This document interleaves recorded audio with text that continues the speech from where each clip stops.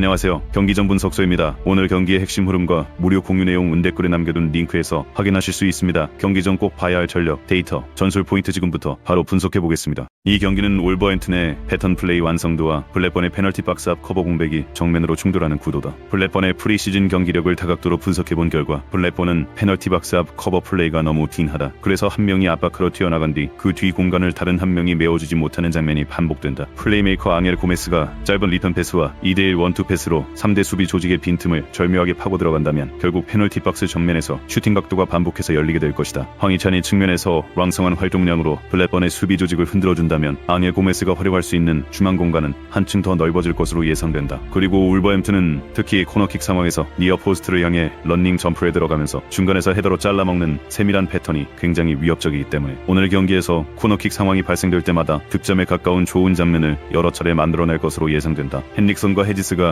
초반 몇 차례 위협적인 장면을 만들어낸다 해도 팀 전체의 페널티 박스 앞 커버 문제가 반복되는 이상 실점 위험을 완전히 지우기는 어렵다. 켄트웰이 중원에서 버텨준다 해도 울버햄튼의 오픈 플레이와 세트피스 양쪽 공세를 동시에 막아내기는 벅찬 과제로 보인다. 경기 시간이 흐를수록 울버햄튼의 패턴 플레이와 세트피스 위협이 누적된 득점 기회로 이어질 가능성이 높다. 이 경기는 볼튼의 승격 열망을 앞세운 압박 전략과 프레스턴의 후반 빌드업 불안이 정면으로 충돌하는 구도다. 프레스턴의 프리시즌 훈련 프로세스와 쿼터별 연습 경기 내용을 자세히 분석해보면 프레스턴은 중앙 압박이 강하게 들어오면 후방 빌드업이 경직된다. 그래서 상대의 평범한 인사이드 패스도 제대로 막지 못하고 결국 위험 지역에서 실책성 플레이로 불안한 모습이 반복된다. 볼튼 선수들이 높은 위치에서 압박 타이밍을 정확하게 맞추고 세컨드볼 경합까지 장악한다면 결국 샘 달비를 비롯한 볼튼의 공격진들에게 페널티 박스 가까운 지역에서 결정적인 득점 기회를 계속 잡게 될 것이다. 티에리 갈레가 중원에서 왕성한 활동량으로 압박에 가담한다면 볼튼의 전방 압박 강도는 한층 더 높아질 것으로 예상된다. 루벤 로드리게스가 세트피스 상황에서 정교한 킥으로 추가 기회를 만들어준다면 볼튼의 득점 루트는 오픈 플레이와 정지 상황 양쪽 모두에서 다양해질 전망이다. 오스마이츠가 최전방에서 위협적인 장면을 만들어낸다 해도 팀 전체가 후방 빌드업에서 흔들리는 이상 안정적으로 볼을 전달받기조차 쉽지 않은 상황이다. 루이스가 중원에서 버텨준다 해도 볼튼의 조직적인 압박 타이밍을 완전히 차단하기는 쉽지 않아 보인다. 경기 시간이 흐를수록 볼튼의 압박과 세컨드볼 장악이 반복적인 득점 기회로 이어질 공산이 크다. 이 경기는 브리스톨의 직선적인 전개 속도와 미럴의 느려진 역습 템포가 정면으로 충돌하는 구도다. 미럴의 프리시즌 훈련 프로세스와 쿼터별 연습 경기 내용을 자세히 분석해보면 미럴은 수비에서 공을 끊어낸 뒤에도 전개 속도를 쉽게 끌어올리지 못한다. 그래서 좋은 역습 상황이 열려도 중원에서 템포가 죽어버리며 상대 수비수들이 다시 재정비할 수 있는 시간을 제공하는 장면이 연출된다. 브리스톨의 최종 수비 진영에서 시작된 볼이 3선 미드필더를 거쳐 전방으로 직선적으로 연결되고 공격진이 그 흐름에 맞춰 빠르게 침투한다면 결국 단 3번 안팎의 간결한 패스로도 상대 파이널 서드 지역까지 순식간에 진입하게 될 것이다. 니스가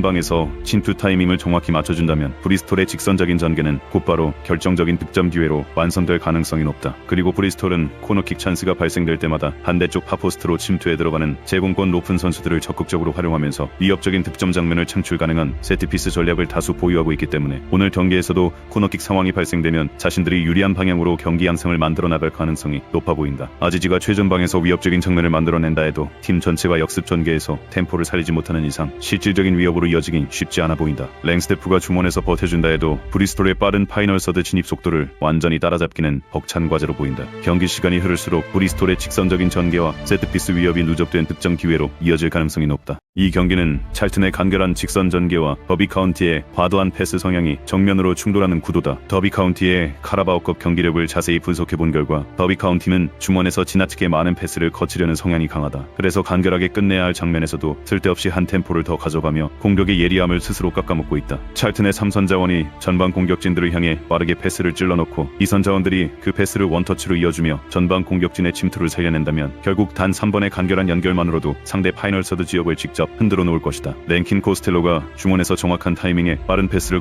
공급해준다면 리번의 침투 효율은 한층 더 높아질 것으로 예상된다. 그리고 찰튼은 기가 막히게 인프런트로 직접 프리킥을 감아 때릴 수 있는 켈만을 보유하고 있기 때문에 페널티 박스 근처에서 직접 프리킥 찬스를 얻어낼 때마다 위협적인 인프런트 킥을 통해 상대 골망을 흔들 가능성이 높아 보인다. 아게망이 최전방에서 위협적인 장면을 만들어낸다 해도 팀 전체가 중원에서 불필요한 템포를 소비하는 이상 그 기회 자체가 자주 찾아오기는 어려운 구조다. 클라크가 중원에서 버텨준다 해도 찰튼의 간결한 직선 전개를 완전히 차단하기는 벅찬 과제로 보인다. 경기 시간이 흐를수록 찰튼의 빠른 전개와 켈만의 프리킥 위협이 누적된 득점 기회로 이어질 가능성이 높다. 이 경기는 미들즈브러의 직선적인 전개 패턴과 링컨의 조심스러운 판단력 문제가 정면으로 충돌하는 구도다. 승격팀 링컨의 프리시즌 경기력을 다각도로 분석해본 결과 링컨의 링컨의 경우 볼을 탈취한 뒤 이어지는 다음 플레이에 대한 판단이 지나치게 조심스럽다. 그래서 역습이 열리는 장면에서도 미드필더 진영에서 한 번씩 머뭇거리며 가장 날카로운 타이밍을 놓치고 있다. 미들즈브러의 3선 미드필더가 전방을 향해 과감한 종패스를 찔러넣고 빠르게 움직이는 공격진이 상대 수비라인 뒷공간으로 침투해 들어간다면 결국 가장 짧고 가장 날카로운 전개 패턴 플레이 한 번으로 결정적인 득점 기회가 열리게 될 것이다. 휘테커가 측면에서 폭을 만들어주며 링컨의 수비 조직을 좌우로 흔들어준다면 부르그소르크가 침투할 수 있는 중앙 공간은 한층 더 넓어질 것으로 예상된다. 그리고 미들즈브러의 경우 코너킥 찬스가 발생될 때마다 반대쪽 파포스트로 침투해 들어가는 제공권 높은 선수들을 적극적으로 활용하면서 위협적인 득점 장면을 창출 가능한 세트피스 전략을 다수 보유하고 있기 때문에 오늘 경기에서도 코너킥 상황이 발생되면 자신들이 유리한 방향으로 경기 양상을 만들어 나갈 가능성이 높아 보인다. 스트릿이 최전방에서 위협적인 장면을 만들어낸다 해도 팀 전체가 볼 탈취 이후 머뭇거리는 이상 그 기회를 지속적으로 살려내기는 쉽지 않아 보인다. 제퍼리스가 중원에서 버텨준다 해도 미들즈브러의 직선적인 종패스 전개를 완전히 차단하기는 벅찬 과제로 보인다. 경기 시간이 흐를수록 미들즈브러의 종패스 전개와 세트피스 위협이 누적된 득점 기회로 이어질 가능성이 높다. 이 경기는 노리치 시티의 점유율 우위를 앞선 패턴 플레이와 웨스트 브로미치의 박스 주변 수비 혼선이 정면으로 충돌하는 구도다. 웨스트 브로미치의 프리시즌 훈련 프로세스와 쿼터별 연습 경기 내용을 자세히 분석해보면 웨스트 브로미치는 페널티 박스 주변에서 약속된 패턴 플레이에 너무 취약하다. 그래서 짧은 리턴 패스와 콤팩트한 2대1 원투 패스가 연달아 들어오면 수비발이 동시에 꼬여버린다. 플레이메이커 펠레 마트손이 그 중심에서 상대 수비 조직의 빈틈을 절묘하게 파고 들어간다면 결국 전방 자원들에게 깔끔한 마무리 공간이 반복해서 열리게 될 것이다. 알리 아메드가 측면에서 폭을 만들어주며 웨스트 브로미치의 수비 조직을 좌우로 흔들어준다면 펠레 마트손이 활용할 수 있는 중앙 공간은 한층 더 넓어질 것으로 예상된다. 그리고 노리치 시티 선수들이 탁월한 오프 더 볼 움직임과 패스 앤드 무브먼트를 통해서 볼 점유율까지 장악할 가능성이 높기 때문에 자연스럽게 비교적 더 많은 슈팅 기회와 슈팅 공간까지 여러 차례 창출해 나갈 가능성이 높은 매치업이라 판단된다.